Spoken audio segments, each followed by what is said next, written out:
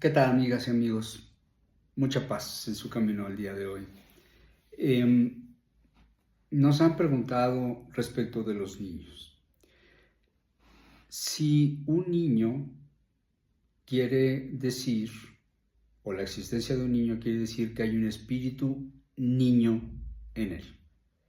La respuesta es no. Un niño tiene un espíritu adulto, por decirlo de alguna manera, es decir, un espíritu que tiene muchas reencarnaciones previas y que puede ser incluso mucho más adelantado en términos de conciencia, de comprensión de su relación con la espiritualidad, con Dios, e incluso con mucho mayor trabajo en el área de los sentimientos. Mayor empatía, mayor amor, mayor compasión, no es un niño violento, etcétera, etcétera. Eso sería el caso de un niño que viene con estas características. Pero también puede ocurrir que haya niños que muestran ciertos rasgos característicos como una excesiva violencia, que no se compara con ningún patrón que pudiera aprender de la familia o que no nos indique que hay algún disparador de esa violencia en el seno familiar. Bueno, eso quiere decir que también hay una reminiscencia. Entonces, el estado de infancia, nos explica Allan Kardec, tiene que ver con la responsabilidad de los padres para corregir por medio de la educación y sobre todo del ejemplo, corregir esas tendencias que tienen los niños y por estar en estado de infancia, no ser espíritu niños, repetimos, entonces puede a través del condicionamiento, que finalmente es lo que ocurre, poder modificar esas tendencias. Evidentemente que el niño va dejando de serlo en la medida que su cerebro comienza a desarrollarse.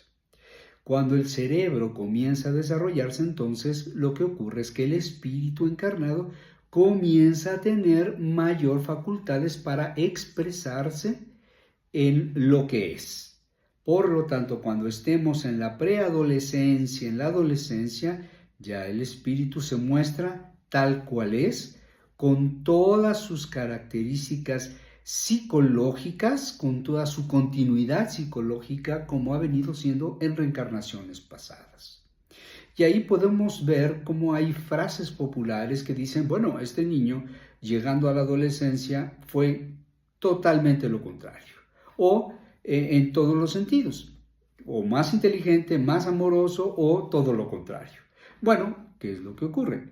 Es que en ese momento, de acuerdo con la filosofía espírita, el espíritu se muestra tal cual es para enfrentar aquellas programaciones o pruebas reeducativas que va a enfrentar en su vida ya de adulto. Bueno, nos dicen entonces, esto niño, por lo tanto, es un espíritu bueno. No. Los espíritus nos aclaran que en esa fase de niño no ha podido hacer ni el bien ni el mal. Por lo tanto, si desencarnara, entre comillas, si muriera en esa etapa, ese niño regresa al mundo espiritual, ese espíritu, y entonces recupera toda su personalidad en ese proceso del cual hablaremos en una charla posterior, y entonces ha cumplido con su compromiso reencarnatorio. No entraremos en detalle porque existen preguntas respecto de si un niño desencarna, es decir, muere en ese estado, ¿quiere decir que Dios es injusto, la espiritualidad es injusta, porque no ha tenido la oportunidad de vivir, porque se suele decir tiene toda una vida por delante? Bueno, ¿Qué es lo que nos dicen la filosofía espírita al respecto? En primer lugar, nadie muere. Somos inmortales. Segundo lugar, utilizamos un cuerpo que es un acto divino que nos lo permite para vivir temporadas reencarnatorias, por decirlo de alguna manera, donde venimos, y ya hemos hablado de ello, a probarnos en ciertas cosas, especialmente en el área de los sentimientos. Por lo tanto, no existe una muerte que no deba ocurrir, dado que el espíritu es el que abandona el cuerpo y no el cuerpo el que muere. El cuerpo se va deteriorando con la edad, pero al final de cuentas es el espíritu el que dice, en este momento dejo mi cuerpo, y entonces es cuando se produce lo que conocemos como la muerte física. Ahora bien, ¿por qué moriría un niño? Sería la siguiente pregunta. Bueno, porque o dejó inconcluso de otra vida un periodo de tiempo que viene a completar únicamente en esa fase en la que ocupó un cuerpo físico. Esto evidentemente es un evento trágico para los padres, porque incluso hay una frase que se dice: ningún padre debería enterrar a un hijo. Eso es solamente una frase. Nosotros sabemos con toda claridad que es un proceso reencarnatorio normal, pero ocurriría, por ejemplo, porque quizá en una vida pasada pudo haber hecho un compromiso con los padres actuales para reencarnar, y que los padres tuvieran que vivir la experiencia de la pérdida, entre comillas. Esto es un acto de amor, porque encarnarse es sumamente complejo, y también algunos espíritus lo han relatado, doloroso. Es decir, se duele más en la reencarnación que en el proceso de desencarnación. Y entonces nacen, se empiezan a desarrollar, y es cuando ellos deciden que es el momento planeado para dejar el cuerpo físico. Los padres entran en un proceso de dolor porque algo tienen que aprender de ese proceso desencarnatorio. Y en muchas terapias se conoce que los padres suelen separarse una vez que eso ocurre, y suelen culparse mutuamente por esa desencarnación. Pero en términos formales es el espíritu el que está dejando el cuerpo. Muchos culpan a la espiritualidad, a Dios, y ellos no tienen la culpa, porque ellos están siguiendo el libre albedrío de un espíritu que se encarnó para ello. Existen casos, por ejemplo, narrados por algunos espíritus, tanto en las obras básicas de Kardec como en lo que se conoce como obras auxiliares, donde algunos espíritus explican que sus padres en vidas pasadas estuvieron juntos y maltrataron niños o les produjeron dolor. Y entonces, en esta reencarnación, un espíritu, que puede ser él o puede ser otro, en un acto de amor, se reencarna para que ellos, al momento de vivir la desencarnación de este pequeño, entiendan el valor del cuidado a través de la pérdida de un ser querido de esta naturaleza. Entonces, ¿qué ocurre? Bueno, ocurre que ese espíritu, ocupando un cuerpo de niño, regresa al plano espiritual, recupera todos sus recuerdos de sus vidas pasadas y no deja de estar acompañando a esos padres, a esos seres queridos, en sus momentos complejos, en sus momentos de aflicción. Y además debemos entender que no estamos separados del mundo espiritual. En todo momento nuestros seres queridos que han regresado a casa interactúan con nosotros. Cuando el que les habla desencarne, estará pendiente en la medida de mis capacidades de conciencia, de poder auxiliar y si no pedir el auxilio para aquellos seres que yo más amo en mi familia. Luego entonces, ¿quiere decir esto que los espíritus que están en fase de niño no han cometido errores o no han hecho actos malignos o no virtuosos? Bueno, los espíritus nos explican que dado que está en esa fase, no ha podido hacer ni el bien ni el mal. Y esto contrasta mucho con esta creencia popular que se suele decir tenía toda una vida por delante. O, reiterando, ningún padre debiera enterrar a sus hijos. Bueno, en este caso en específico, ese es solo el momento en que el espíritu está en esta fase reencarnatoria. Debemos recordar lo que hemos dicho en varias ocasiones aquí. El propósito de una existencia implica muchas reencarnaciones. Esas reencarnaciones son momentos en nuestra historia espiritual. Por lo tanto, hay una cuestión existencial cuando estamos hablando de toda una serie de reencarnaciones. Cuando hablamos de propósitos temporales, es solo una reencarnación. Y yo estoy aquí, como ustedes, en un proceso reencarnatorio, reaprendiendo siempre en temas de amor y de sentimientos. Quiere decir también que un espíritu niño puede ser más inteligente que los padres, por supuesto que sí. Un espíritu encarnado en su fase de niño puede ser un espíritu que ha vivido muchas reencarnaciones, que ha progresado en términos de conciencia en su relación con Dios, en su relación con la bondad, en su relación con el conjunto de los espíritus, y puede ser un espíritu bondadoso, mucho más inteligente, que incluso los padres se sorprenden de ellos. Tenemos que aprender que los espíritus cada vez se irán encarnando en este planeta, ¿sí?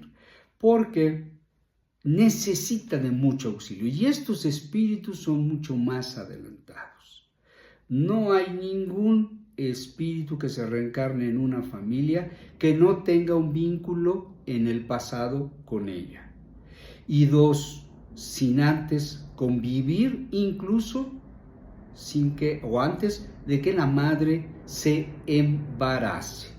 Cuando la madre, muchas madres presienten, dicen, soñé con quien pueda ser mi hijo y todavía no está embarazada. Esto quiere decir que ya hay un acuerdo previo en el cual el espíritu, el reencarnante, ya entra en una vinculación, en un relacionamiento con quién será su madre y quién será su padre. E incluso pasará un tiempo viviendo con ellos, he dicho viviendo de manera correcta con ellos, para entender quiénes son, cómo son sus procesos, cuál es el clima que él va a vivir en términos emocionales, y entonces, una vez que hay ese acuerdo conjunto, entonces se produce el embarazo. ¿Cómo se forma el cuerpo físico? Esto lo explica André Luis, por ejemplo, en uno de los libros de la serie de Nuestro Hogar. Bueno, el espíritu reencarnante le va dictando, por decirlo de algún modo, por la vía del pensamiento a la madre de cómo debe formar el que será el cuerpo que habite. Si este cuerpo será un cuerpo con una discapacidad, porque la discapacidad le permitirá a este espíritu reencarnante vivir procesos de reeducación, o también podrá ser un cuerpo con una funcionalidad determinada que le permita llevar a cabo todo lo que él ha ha planeado en lo que será su proceso reencarnatorio. Por supuesto, es un evento trágico el hecho de que un hijo pequeño muera, y muchas veces los padres suelen separarse, culpar a Dios. Pero si nosotros entendiéramos desde cómo funciona el mundo espiritual, que ese espíritu simplemente estuvo un tiempo con nosotros porque Él vino a cumplir un proceso, pero también de ese proceso nosotros vamos a aprender, y que nada se pierde con la muerte física, entonces quiere decir que no hay nada de trágico, porque la vida continúa y estamos en relación con ellos y ellos con nosotros todo el tiempo.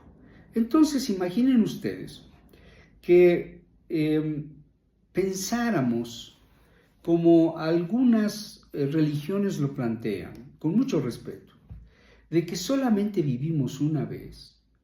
Imaginen ustedes qué cosa tan injusta sería, y qué injusto sería la divinidad para darnos solamente una oportunidad. Y si nos equivocamos en esa única vida, ya no tenemos, digamos, lo que se maneja como el perdón. Cuando la reencarnación lo que hace justamente es prueba y error, ensayo y error.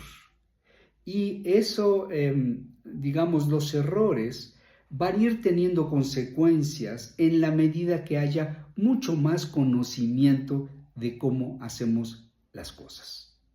Si una persona digamos, no tiene la conciencia del acto que está cometiendo y daña a alguien, bueno, ese, digamos, endeudamiento tendrá una, digamos, atenuante.